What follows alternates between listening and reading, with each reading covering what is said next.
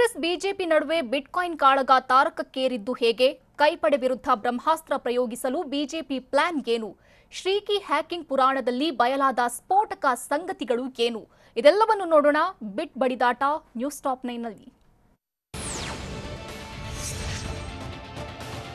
ರಾಜ್ಯ ರಾಜಕೀಯದಲ್ಲಿ bitcoin ಬಡಿದಾಟ ತಾರಕಕ್ಕೇರಿದೆ. Bitcoin ಹಗರಣದಿಂದ ಹೊರಬರಲು ಬಿಜೆಪಿ ಭಾರಿ ತಂತ್ರ ಹೆಣೆಯುತ್ತಿದೆ. ಹಳೆಯ ಪ್ರಕರಣಕ್ಕೆ ಮರುಜೀವ ನೀಡಲು ಬಿಜೆಪಿ ಕಸರತ್ತು ಮಾಡ್ತಿದ್ಯಾ ಅನ್ನೋ ಪ್ರಶ್ನೆಗಳು ಮೂಡಿದೆ.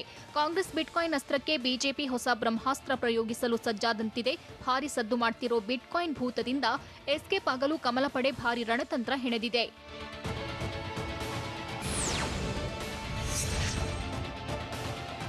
ಭಾರಿ ಸದ್ದು ಮಾಡ್ತಿರೋ ಬಿಟ್ಕಾಯಿನ್ ಕಾಳಗ ರಾಜಕೀಯ ತಿರುವು ಪಡೆದುಕೊಳ್ತಿದೆ. ಬಿಜೆಪಿಯನ್ನು ಇಕ್ಕಟ್ಟಿಗೆ ಸಿಲುಕಿಸೋದಕ್ಕೆ ಕಾಂಗ್ರೆಸ್ ಪ್ರಯತ್ನಿಸುತ್ತಿದ್ರೆ ಬಿಟ್ಕಾಯಿನ್ ಬೆಂಕಿಯಿಂದ ಪಾರಾಗೋಕೆ ಬಿಜೆಪಿ ಭಾರಿ ಸರ್ಕಸ್ ಮಾಡ್ತಿದೆ. ಹೀಗಾಗಿ ಹಳೆ ಪ್ರಕರಣಕ್ಕೆ ಮರುಜೀವ ನೀಡಲು ಬಿಜೆಪಿ ಕಸರತ್ತು ನಡೆಸುತ್ತಿದ್ಯಂತೆ.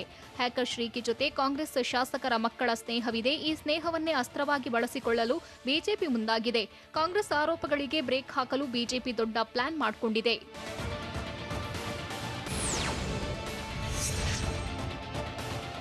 ಬಿಟ್ಕಾಯಿನ್ ಪ್ರಕರಣದಲ್ಲಿ ತಗಲಾಕೊಂಡಿದ್ದ ಹ್ಯಾಕರ್ ಶ್ರೀಕಿ ಬಣ್ಣ ಬಗೆದಷ್ಟು ಬಯಲಾಗ್ತಿದೆ. ಇದೀಗ ಕಾಂಗ್ರೆಸ್ ಶಾಸಕ ಹ್ಯಾರಿಸ್ ಪುತ್ರ ಮೊಹಮ್ಮದ್ ನಲ್ಪಾಡ್ಗೂ ಹ್ಯಾಕರ್ ಶ್ರೀಕಿ ಅಲಿಯಾಸ್ ಶ್ರೀಕೃಷ್ಣನಿಗೂ ಪರಿಚಯವಿದೆ ಅನ್ನೋದು ಬಯಲಾಗಿದೆ. ಡ್ರಗ್ಸ್ ಪ್ರಕರಣದಲ್ಲಿ ಕಾಂಗ್ರೆಸ್ ನಾಯಕ ರುದ್ರಪ್ಪ ಲಮಾಣಿ ಪುತ್ರ ದರ್ಶನ್ ಲಮಾಣಿ ಹೆಸರು ಕೇಳಿ ಬಂದಿತ್ತು. 2018ರಿಂದಲೂ ಶ್ರೀಕೃಷ್ಣ ಅಲಿಯಾಸ್ ಶ್ರೀಕಿ ಇವರಿಬ್ಬರ ಸಂಪರ್ಕದಲ್ಲಿದ್ದ. ಹೀಗಾಗಿ ಬಿಟ್ಕಾಯಿನ್ ಹ್ಯಾಕಿಂಗ್ ದಂಧೆ ಸಂಬಂಧ ಗೃಹ ಸಚಿವರಿಗೆ ದೂರು ನೀಡಲು ಬಿಜೆಪಿ ಸಜ್ಜಾಗಿದೆ. ಕೈ ಶಾಸಕ ಹ್ಯಾರಿಸ್ ಪುತ್ರ ಮೊಹಮ್ಮದ್ ನಲ್ಪಾಡ್ ರುದ್ರಪ್ಪ ಲಮಾಣಿ ಪುತ್ರ ದರ್ಶನ್ರನ್ನ ಬಂಧಿಸಿ ವಿಚಾರಣೆಗೆ ಒಳಪಡಿಸಲು ಕೇಸರಿ ಪಡೆ ಆಗ್ರಹಿಸಲು ನಿರ್ಧರಿಸಿದೆ.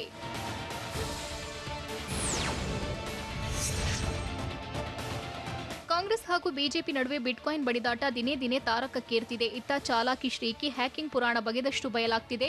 ಅದರಲ್ಲೂ ಶ್ರೀಕಿ ಮತ್ತು ರಾಬಿನ್ ಹ್ಯಾಕಿಂಗ್ ಹಿಸ್ಟ್ರಿ ಕೇಳಿದ್ರೆ ಒಂದು ಸಾರಿ ಬೆಚ್ಚಿ ಬೀಳುವಂತಿದೆ.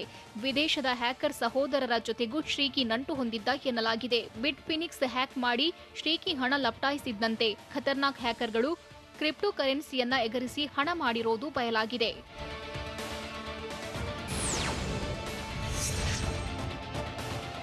ಶ್ರೀಕಿ ಹಾಗೂ ರಾಬಿನ್ಗೆ ವಿದೇಶಿ ಹ್ಯಾಕರ್ಗಳ ಜೊತೆ ನಂಟು ಹೊಂದಿರೋ ಶಂಕೆ ವ್ಯಕ್ತವಾಗಿದೆ. ಇಸ್ರೇಲ್ನ ಇಬ್ಬರು ಸಹೋದರರ ಜೊತೆ ಶ್ರೀಕಿಗೆ ನಂಟಿತ್ತು ಎನ್ನಲಾಗಿದೆ.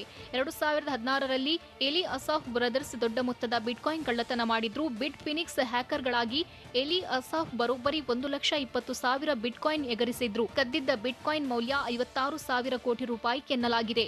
ಈ hackers brothers crypto currency forum, Reddit, Telegram ಲಿಂಕ್ಗಳನ್ನ ಪೋಸ್ಟ್ ಮಾಡ್ತಿದ್ರು. ಇವರ ಜೊತೆ ಶ್ರೀಕೃಷ್ಣ ಅಲಿಯಾಸ್ ಶ್ರೀಕಿ ಲಿಂಕ್ ಹೊಂದಿರೋ ಶಂಕೆ ವ್ಯಕ್ತವಾಗಿದೆ.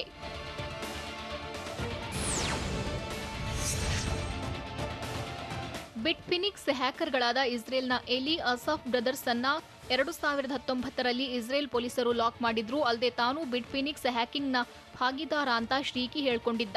2,000 ಬಿಟ್ಕಾಯಿನ್ ದೋಚಿದ್ದಾಗಿ 2020ರಲ್ಲಿ ಹ್ಯಾಕರ್ ಶ್ರೀಕೃಷ್ಣ ಅಲಿಯಾಸ್ ಶ್ರೀಕಿ ಬಾಯ್ಬಿಟ್ಟಿದ್ದ. ಆದರೆ ಶ್ರೀಕಿ ಹೇಳಿರೋದಕ್ಕೆ ಯಾವುದೇ ಪುರಾವೆ ಸಿಕ್ಕಿರಲಿಲ್ಲ. ಈ ಬಗ್ಗೆ ಇಸ್ರೇಲ್ ಪೊಲೀಸರು ಭಾರತವನ್ನ ಸಂಪರ್ಕಿಸಿಲ್ಲ.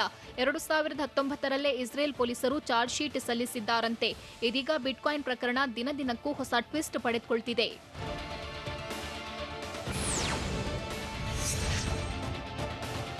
ಬಿಟ್ಕಾಯಿನ್ ಪ್ರಕರಣ ಕ್ಷಣಕ್ಕೊಂದು ದಿನಕ್ಕೊಂದು ಟ್ವಿಸ್ಟ್ ಪಡೆದುಕೊಳ್ತಿದೆ. ಅದರಲ್ಲೂ ಬಿಟ್ಕಾಯಿನ್ಗಳನ್ನ ದೊಡ್ಡ ಮೊತ್ತದಲ್ಲಿ ಹ್ಯಾಕ್ ಮಾಡಿದ್ರೂ ಸಮಸ್ಯೆ ಇದೆಯಂತೆ. ದೊಡ್ಡ ಮಟ್ಟದಲ್ಲಿ ಹ್ಯಾಕ್ ಮಾಡಿದ್ರೆ ಬಿಟ್ಕಾಯಿನ್ ನಗದು ರೂಪಕ್ಕೆ ಪರಿವರ್ತಿಸೋದು ಕಷ್ಟ. ದೊಡ್ಡ ಮಟ್ಟದ ಬಿಟ್ಕಾಯಿನ್ ಗದ್ರೆ ಅಕೌಂಟ್ ಫ್ರೀಸ್ ಆಗಲಿದೆ. ಈ ಶ್ರೀಕಿ ಕೋನಿಯಲ್ ಇಥೇರಿಯಂ ಕಾಯಿನ್ಗಳನ್ನ ಹ್ಯಾಕ್ ಮಾಡಿದ್ದ. ಬಳಿಕ ರಾಬಿನ್ ಖಾತೆಗೆ 450 ಇಥೇರಿಯಂ ಕಾಯಿನ್ ಮತ್ತು 60,000 ಬೆಲೆಯ USDT ಟೋಕನ್ ಶ್ರೀಕಿ ಕಳಿಸಿದ್ದ. ಇದಾದ ಕೆಲವೇ ಕ್ಷಣದಲ್ಲಿ ಅಕೌಂಟ್ ಬ್ಲಾಕ್ ಆಗಿತ್ತು. Binance.com ಅಕೌಂಟ್ ಅನ್ನ company block ಮಾಡಿತ್ತಂತೆ.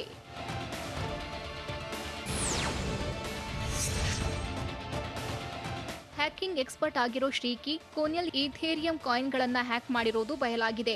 Binance.com account company block ಮಾಡ್ತಿದ್ದಂತೆ KYC ನೀಡಿ ಖಾತೆ ರೀಓಪನ್ ಮಾಡಿಸಿಕೊಂಡಿದ್ದ. ಇದಾದ ನಂತರ ಚೀನಾ ಮೂಲದ ವ್ಯಕ್ತಿಯಿಂದ ಇಮೇಲ್ ಬಂದಿತ್ತು. ತನ್ನ ಖಾತೆ ಹ್ಯಾಕ್ ಮಾಡಿ ಹಣ ಎಗರಿಸಿದ್ದೀರಿ, ನಿಮ್ಮ ಕುಟುಂಬವನ್ನ ಸುಮ್ಮನೆ ಬಿಡಲ್ಲವೆಂದು ಶ್ರೀಕಿ ಹಾಗೂ ರಾಬಿನ್ಗೆ ಬೆದರಿಕೆ ಹಾಕಿದ್ದ. ಈ ವೇಳೆ ನಾನು ಹ್ಯಾಕ್ ಮಾಡಿಲ್ಲವೆಂದು ರಾಬಿನ್ ಹೇಳಿದ್ದ ಅನ್ನೋ ಸ್ಫೋಟಕ ಸಂಗತಿ ಬಯಲಾಗಿದೆ.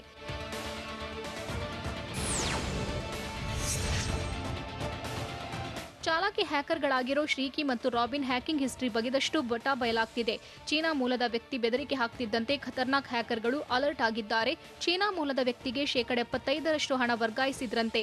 ರಾಬಿನ್ ಶೇಕಡ 25% ಹಣ ತೆಗೆದುಕೊಳ್ಳುವ ಡೀಲ್ ಆಗಿತ್ತು ಎನ್ನಲಾಗಿದೆ. ನಂತರ ರಾಬಿನ್ ಖಾತೆಯಲ್ಲಿ 7 ಬಿಟ್ಕಾಯಿನ್ಸ್ ಇರುತ್ತಂತೆ. ತಲಾ 3.5 ಬಿಟ್ಕಾಯಿನ್ಗಳನ್ನ ಹ್ಯಾಕರ್ ಶ್ರೀಕಿ ಹಾಗೂ ರಾಬಿನ್ ಹಂಚಿಕೊಂಡಿದ್ರಂತೆ. ಆದರೆ ಶ್ರೀಕಿ ಕದ್ದಿರುವ ಬಿಟ್ಕಾಯಿನ್ ಎಲ್ಲಿ ಹೋಯಿತು ಅನ್ನೋದು ನಿಗೂಢವಾಗಿದೆ.